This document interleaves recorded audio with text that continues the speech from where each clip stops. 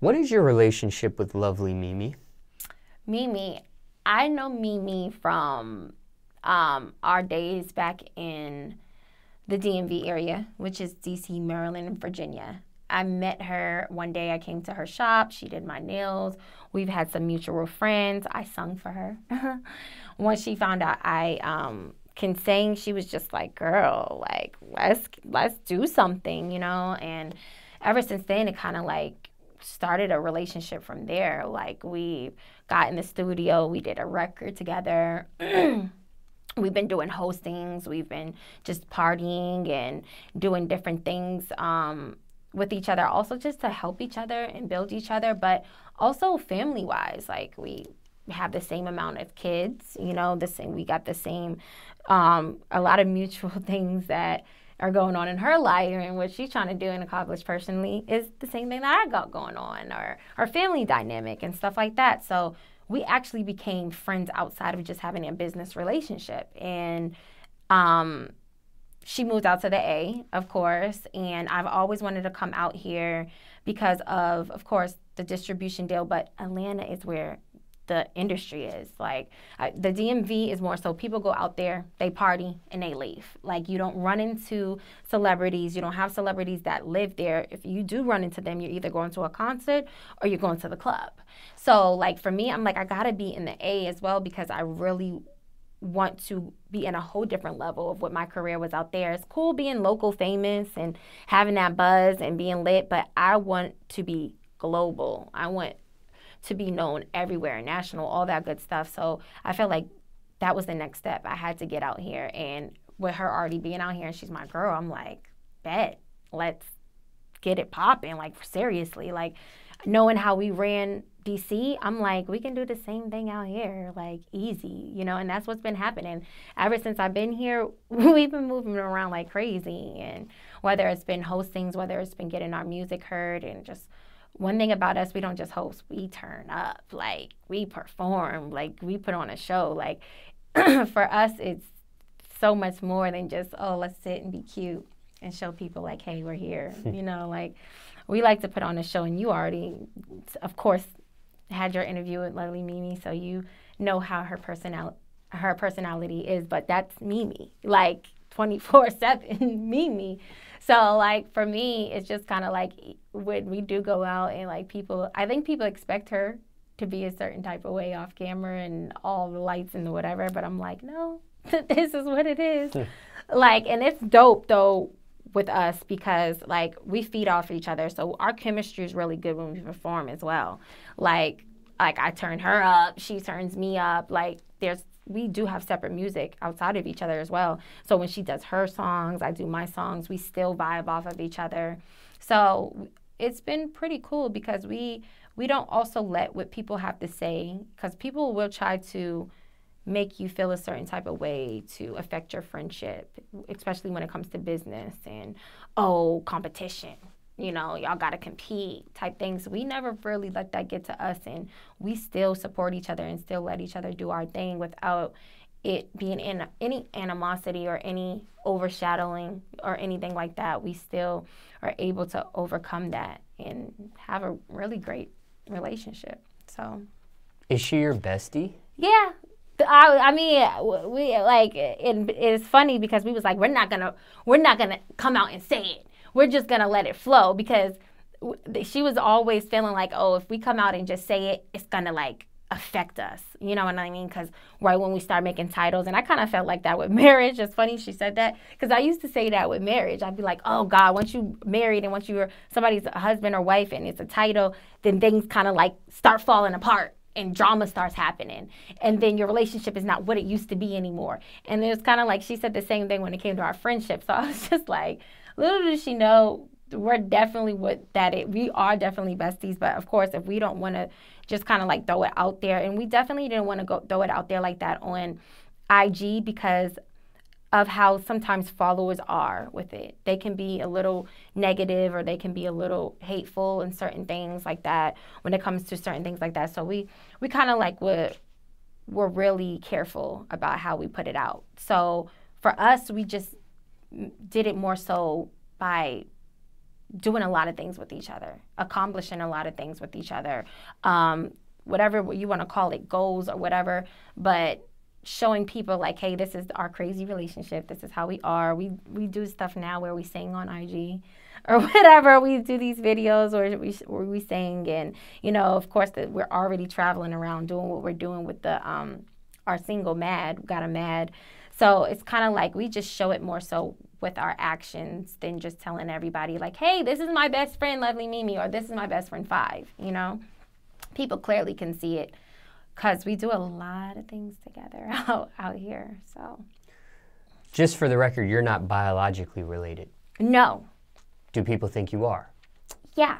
Like I told you, I've been getting it ever since I've been getting this Asian thing now. Like, people will be like, sometimes people ask me if she was my sister or something like that, like when I was getting a lot of that. But, of course, we deaded it, and I let people know, like, hey, I'm Black. Like, no, that's not my sister. We're not related in that type of way. So, but we do get it. We do get it a lot. When you initially met her to get your nails done, was it, like, just a spontaneous thing? You just happened to just go to her, or did, like, somebody recommend you to her? A mutual friend that we had recommended me and told me about Mimi. I didn't know that she was like this big, and I think this was kind of like really a little bit before she went viral. I think it was during the process of her going viral. Because of course I'm originally from Boston. I lived in all different parts of the DMV. So I've lived in Virginia, I lived in Maryland, I lived in DC. But at the time, I didn't know exactly who she was on social media. But then when I found out, and I'm looking at her, and I'm like, this chick is pretty funny. Like, she seems pretty cool or whatever else like that. And one of my girlfriends at the time was just like, yeah, you need to meet her. She's really cool. She got a lot of things going on. And I'm the type of person, I need to be around people, and females especially, that are building themselves and doing something with their life, because you can get caught up in certain situations and friends or cliques that really are not doing anything with their life. And of course, it puts you in a bad state, because then you start not, like being on the same thing, whether it's just partying and getting into certain things and not really accomplishing goals, and not having no goals or being independent or really doing stuff for you. So knowing that she had her own business, knowing that she had these accomplishments, I'm like, oh yeah, that's definitely somebody I want to be around or get to know, because I want to be around winning women, So I was like, well, I hope she's not bougie. I hope she's not one of these people that are going to judge me or look at me a certain type of way, because I get it a lot. I get people that already judge me because of the way I look. But when I sat down and I talked to that girl, and and of course she's Asian, so I did not even think she was even going to have the certain type of conversation that she had with me. She's actually from the hood. So, like, I was able to be real and have a real conversation with this girl. And I was just like, oh yeah, she's definitely somebody I can not only that can be my friend, but I can run around with, because you also got to be careful who you run around with. So at the time, it just made sense. And of course, we found out about things in each other's personal life. And from there, we just gained a friendship, and we just start doing music. Why not? So it was an instant chemistry. And yeah, I can definitely say it was. It was, because one thing about her, she is who she is, regardless of the social media and blah, blah, blah. Like, you're going to get her. But she was humble. Like, I thought, okay, if you got to always, like, when I run into celebrities, certain celebrities treat you a certain type of way. It just is what it is, And for her, she was still in her shop. She was in the middle of the hood, and her shop was like on Marlboro Pike at the time, which is not really the best area in PG County in Maryland. And she was just who she was, you know what I mean? And I was just like, that's cool, because a lot of people, they try to front. They try to front for Instagram. They try to front for, other people, and are living a life that they trying to pretend to be living on social media, but not are really living it in the real world. But she actually was, who she was. So it just worked. You were already doing music before she was. Mm-hmm. Yeah, I was already running, like, I was already 5, you know what I mean, in DC. I was doing shows. I was getting my music played by a lot of great dope DJs. Shout out to DJ e-feezy in Miami. DJ Alizé. I was getting, you know, spins. I was on 95.5, you know, like I was definitely doing my thing musically, and that's why I said what I said about I didn't want to fall into the local famous category. And that's kind of like what was happening with me. It was like my career got to a certain point out there, and it's just like, okay, what are you going to do next? Like I had to make a move, especially with getting a distribution deal. I really had to jump out there and do something big, you know, and that's what brought me here to the A.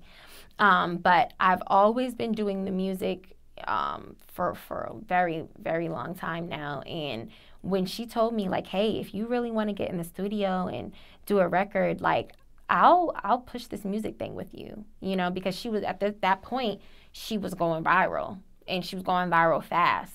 So I was like, dang, well, that's dope. This chick, you know, that don't even really know me like that is already willing to be like, hey, like, if you want to get this music stuff going, like, let's really do it. Like, and of course, we did a couple of records, and now, of course, we do this stuff. Well, I want to say hostings. We do it together. And I just feel like when we do it together, though, like building each other and stuff like that, like, I don't know, the movement is better. And that's why I always say, like, having a team and doing certain things or whatever else like that, and having somebody that really supports you or believes in you and stuff like that is always good to have, because it's not always easy to do everything alone or by yourself. And having a dope team or having people that believe in you and have the same type of goals and dreams, it just, positive things just start happening. Like, I feel like for me, she's been blessed, I've been blessed, like, just been good vibes, like, just great things have been happening, you know? So, yeah.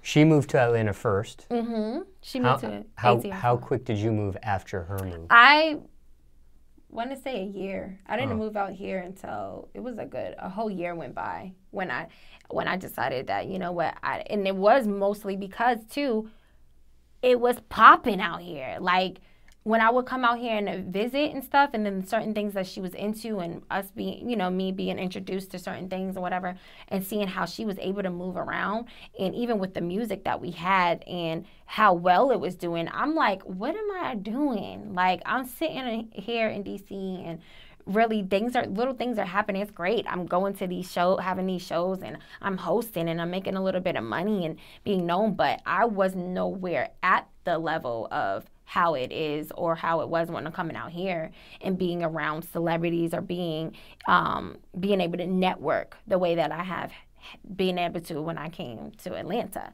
So it was just kind of like, I got to get out here. I have to make a big step in my career, and I'm not getting any younger. So if I'm going to do this, I need to do it, and I need to go hard with it, and I need to come out to Atlanta, and I'm here.